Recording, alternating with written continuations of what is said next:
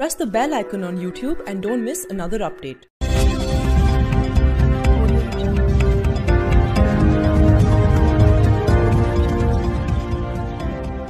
जीजे ज्वेलर्स मिथिलांचल की प्रथम हॉलमार्क ज्वेलरी शोरूम, मिथिलांचल का गौरव। जीजे ज्वेलर्स, राजकुमारगंज, मिर्जापुर। छात्र एवं छात्राओं के लिए पैरामेडिकल में कैरियर बनाने का सुनहरा अवसर। दरभंगा के प्रसिद्ध पैरामेडिकल कॉलेज DPMI दरभंगा से तो आज ही अपना भविष्य उज्जवल बनाने के लिए नामांकन कराएं।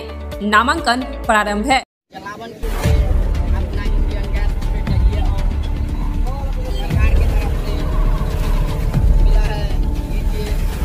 मेरे पीछे जो आप नदी देख रहे हैं ये कमला नदी है, जो भी अभी उफान पर है। आप देख रहे होंगे जो लोग दोनों तटबंध के बीच में बसे हुए हैं वो लोग अब विस्थापित हो रहे हैं तटबंधों पर, क्योंकि आधे दर्जन पर ऐसे गांव हैं जो दोनों तटबंध के बीच में बसे हुए हैं। उनको हर साल ही बाढ़ का मार झेलना पड़ता है, क्योंकि जैसे ही पानी की वृद्धि होती है उन लोगों को गाँव खाली करना पड़ता है। तो हम लोग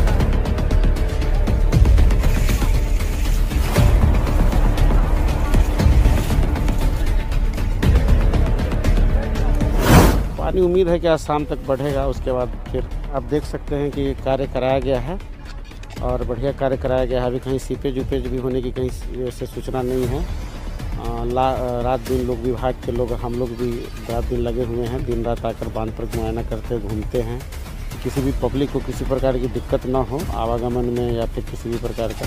दोस्तों, मेरा नाम फ़खरी आलम फारूक की। आप न्यूज पीछे का बैकग्राउंड देख करके आप समझ ही गए होंगे कि आज हम किस मुद्दे पर बात करने वाले हैं। दरअसल जो मिथिलांचल का जो इलाका है जिसमें कई ज़िले आते हैं वो अब बाढ़ से प्रभावित होने को तैयार है। मेरे पीछे जो आप नदी देख रहे हैं ये कमला नदी है, जो भी अभी उफान पर है। आप देख रहे होंगे किस तरह जो है उफान पर पूरा नदी है और स्कूल वगैरह में पानी घुस चुका है। और अभी हम मौजूद जहाँ हैं वो हम बता दें आपको कि रसियारी गांव में है। रसियारी गांव में जो पुल बना हुआ है कमला नदी पर, उस पुल पर हम खड़े हुए हैं। और यहाँ पर तकरीबन जो अभी कहेंगे कि तटबंध टूटा तो नहीं है, लेकिन नदी उफान पर है। और इस नदी के उफान पर आने से कम आधे दर्जन गांव जो है वो बाढ़ से प्रभावित हो चुके हैं, क्योंकि जो आधे दर्जन गांव जो है वो दोनों तटबंध के बीच में बसे हुए हैं। और पानी का जो रफ्तार है वो दोनों तटबंध को छू चुका है और पानी काफ़ी ऊंचाई तक पहुंच चुका है। तो ऐसे में आधे दर्जन से भी ज़्यादा गांव जो है बाढ़ से पूरी तरह प्रभावित हो चुके हैं। और पानी, नदी का पानी आप देखिएगा वो पूरी तरह उफान पर है। कई स्कूलें डूब चुके हैं, कई गांव डूब चुके हैं,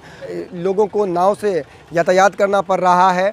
और असल मुद्दा ये है कि ये जो बाढ़, ये जो नज़ारा आप देख रहे हैं ये हर साल देखना पड़ता है। और हर साल ये जो पश्चिमी तटबंध है कमला नदी का, उस पर हर साल दबाव बनता है और कहीं ना कहीं एक साल गैप करके दूसरे साल ये तटबंध टूट ही जाता है। टूटने के बाद कई प्रखंड जो है प्रभावित होते हैं, लाखों की आबादी जो है बाढ़ से प्रभावित हो जाती है। और एक बार फिर कमला नदी जो है वो उफान पर है। और मैं अपने कैमरामैन से कहूँगा कि आप ज़रा नज़दीक से दिखाएं और जूम करके दिखाएं कि अभी क्या हालात है।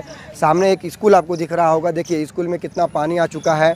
और दूसरी बात कि नदी का जो नदी में जो रफ्तार, जो पानी का जो रफ्तार है नदी में, वो ज़रा आप देखिए वो एकदम भयावह कर रहा है। ये लग रहा है कि शाम होते होते ये पानी कहीं डबल ना हो जाए। और ये आप स्कूल जो है पूरी तरह जो है अब डूबने के कगार पर है। और जो भी पत्रकार आते हैं यहाँ पर रिपोर्टिंग करने के लिए, या फिर जो भी प्रशासन के लोग हैं, वो ये स्कूल को देखकर ही तय करते हैं कि पानी कितना है और कितना जो है और ख़तरा बढ़ रहा है। तो स्कूल का जब आप नज़ारा देख रहे हैं, स्कूल की जो तस्वीर देख रहे हैं, ये साफ ये दर्शा रहा है कि पानी का खतरा जो है वो बढ़ता ही जा रहा है। और जो समय दर समय जो पानी का रफ्तार जो बढ़ रहा है ये कहीं ना कहीं क्षेत्रवासियों को भयभीत कर रहा है। और प्रशासन के जरिए, प्रशासन के द्वारा क्या तैयारियां की जा रही है इसका अभी पता नहीं। हाँ, हालांकि हमने तटबंध पर ये ज़रूर देखा है कई जगहों पर जो है ट्रैक्टर के द्वारा बोरे में मिट्टी भर के ले जाया जा रहा है। जहाँ पर रेन कट हुआ, यानी कि बरसात से जहाँ पर तटबंध डैमेज हुआ है वहाँ पर उस बोरे को डाला जा रहा है। लेकिन अभी पूरी तरह से ये नहीं कह सकते हैं कि तटबंध इतना मजबूत है कि वो पानी के दबाव को सहन कर सके, क्योंकि अगर ऐसा होता तो अभी वो बोरा डालने की नौबत नहीं आती और अभी वो मतलब तटबंध को टूटने से रोकने की नौबत नहीं आती। पानी का दबाव जब तटबंध पे बढ़ने लगा है तो ऐसे में प्रशासन के जो लोग हैं उनके द्वारा जो है बोरे में मिट्टी भर के उन जगहों पर ले जाया जा रहा है जहाँ पर रेन कट हुए हैं, यहाँ पर जहाँ पानी का दबाव हो रहा है, जहाँ से जो अब रिसाव होगा पानी का, उन जगहों पर जो अब बोरा डाला जाएगा और लीपा पोती की जाएगी एक तरह से। अगर यही था, अगर बाढ़ से क्षेत्रवासियों को रोकना ही था, अगर प्रशासन को ये करना ही था, तो बाढ़ से पहले इस तरह का काम करना चाहिए, तटबंध के मजबूतीकरण का काम करना चाहिए। लेकिन हर साल का यही नज़ारा देखने को मिलता है, जब तटबंध टूटने पर आता है या फिर बाढ़ जब नदी उफान पर आती है तो प्रशासन के लोग तटबंध के मरम्मत में लगते हैं, जो कि सफल नहीं हो पाता है और लास्ट समय पर तटबंध टूट जाता है और लाखों की आबादी पानी से प्रभावित होती है और सरकार इसके बदले में लोगों को 6,000 रुपये देती है, जो कि सरकार एक बहुत मेहरबानी जैसा कि मान लें कि जनता पर कर देती है 6,000 रुपये देकर के। लेकिन कितनी बर्बादी होती है, कितना फसल बर्बाद होता है, कितने घर टूट जाते हैं, कितने लोग बेघर हो जाते हैं, इसका कोई देखने वाला या फिर कोई सूदी लेने वाला नहीं है। जो लोग दोनों तटबंध के बीच में बसे हुए हैं वो लोग अब विस्थापित हो रहे हैं तटबंधों पर, क्योंकि आधे दर्जन भर ऐसे गांव हैं जो दोनों तटबंध के बीच में बसे हुए हैं। उनको हर साल ही बाढ़ का मार झेलना पड़ता है, क्योंकि जैसे ही पानी की वृद्धि होती है उन लोगों को गांव खाली करना पड़ता है। तो हम लोगों ने देखा है कि कई गाँव के लोग जो है अब गाँव को खाली करके जो तटबंध हैं उन पर अपना बसेरा ले रहे हैं और प्रशासन के लोग बस इतना कर रहे हैं कि बस बोरे में मिट्टी भर के तटबंध पे रखा जा रहा है। इसके अलावा क्या कुछ किया जा रहा है हम आगे दिखाते रहेंगे। बाकी बाढ़ के हर तरह की खबरों के लिए आप हमारे साथ बने रहें, हमारे चैनल को सब्सक्राइब कर लें। पानी कल शाम से बढ़ा है घनश्यामपुर क्षेत्र में और वो तटबंध को टच कर गया है और लगभग 7-8 गांव जो छोटा छोटा गांव है, बौर, कनकी मुसहरी, नौटोलिया, कैथाई, नौटोलिया, भरसाहा, तो आवागमन अवरुद्ध हो गया है। वहाँ नाव की व्यवस्था हम लोग के द्वारा लगभग 10 से 11 नाव की कर दी गई है। नाव का परिचालन हो रहा है, कहीं कोई दिक्कत नहीं है अभी।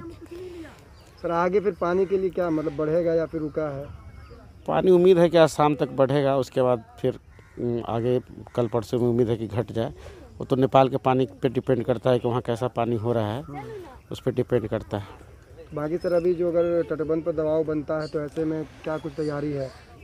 अभी तटबंध पर दबाव बनने वाली स्थिति नहीं है। आप देख सकते हैं कि कार्य कराया गया है और बढ़िया कार्य कराया गया है। अभी कहीं सीपेज उपेज भी होने की कहीं से सूचना नहीं है। रात दिन लोग, विभाग के लोग, हम लोग भी रात दिन लगे हुए हैं, दिन रात आकर बांध पर मुआयना करते घूमते हैं कि किसी भी पब्लिक को किसी प्रकार की दिक्कत ना हो आवागमन में या फिर किसी भी प्रकार का, और बांध में भी किसी भी प्रकार का ऐसा कोई समस्या ना हो जाए कि वो टूटने की स्थिति न बने। लगातार लोग कार्य कर रहे हैं, अभी तक कोई दिक्कत नहीं है। जिन गाँव में पानी जा चुका है, जो तटबंध के बीच में बसे हुए हैं, उनके वहाँ के लोग तो विस्थापित हो रहे हैं, तो उनके लिए क्या कुछ व्यवस्था? अभी उन लोगों को ऑलरेडी हम लोग अपना भवन चिन्हित किए हुए हैं। अगर वो लोग वहाँ आएंगे तो वहाँ सारी सुविधा दी जाएगी। कोई अभी आने के इच्छुक नहीं है, उन लोगों से बातचीत होती रहती है वहाँ के लोगों से। अभी उन लोगों का आवागमन के लिए नाव की व्यवस्था कर दी गई है। अगर ये सिचुएशन और आगे बनी रहती है तो फिर वो उच्चाधिकारियों के आदेश पे कम्युनिटी किचन की भी शुरुआत की जाएगी। घर में पानी घुस के आ रहे, इसलिए पुल पर आए गए। घर में पानी घुसने वाला है, सामान लेकर रोड पर रखे हैं। भैंस को भी वहीं रोड पर रखे हैं। ऊपर से बारिश हो रहा है, बहुत सारा दिक्कत हो जाए, इसीलिए पुल पर खड़े हैं। यहाँ पर भैंस सब है, घर रोड पर घर बना रहे हैं रहने के लिए। और जिस तरह सरकार कोई भी प्रशासन भी कोई हर साल ठेक लेता है क्या पुनर्वास देंगे या नहीं दे रहा है। क्या नाम है आपका? राजेश कुमार कामत।